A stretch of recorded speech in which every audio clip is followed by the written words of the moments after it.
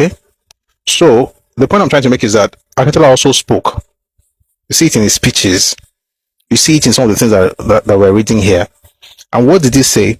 He says, Awolowo had this insatiable desire to run the government, of which I am head from outside the cabinet. Now, if you think about this, you may look at Awolowo and say he's a bad man. Why not just somebody can die Jerry? And they feel like kan ṣe fúnra wọn ṣe bí ẹzọ kún wọn lè ṣe. Bro, I'll read to you from Papa's perspective. That's Akintola's perspective, by the way. And it's okay. It's okay for us to hear him, but let's hear the other person as well.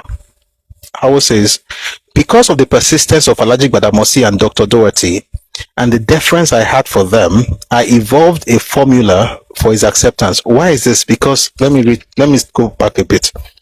I was very reluctant to recommend SLA as my successor in the Western region. I had two main reasons for my reluctance.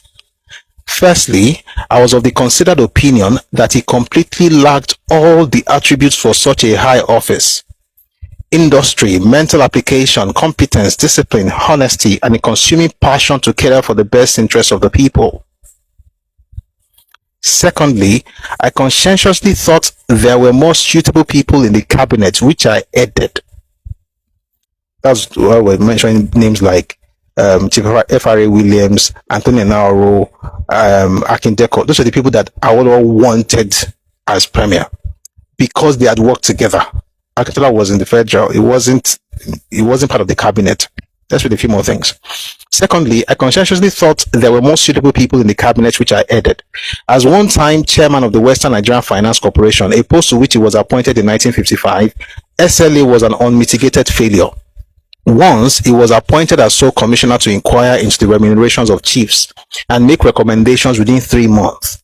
After 6 or more months, SLA had conducted no inquiry and had made no recommendations. After I had invited him for a discussion on his tardiness and lack of performance, he interviewed 1 or 2 chiefs in Ondo province and submitted a report which covered a few pages of foolscap and was thoroughly worthless.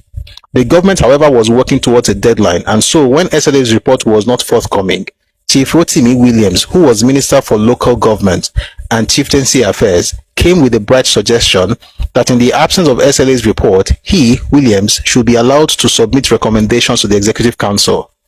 He would base such recommendations on the facts available in his ministry.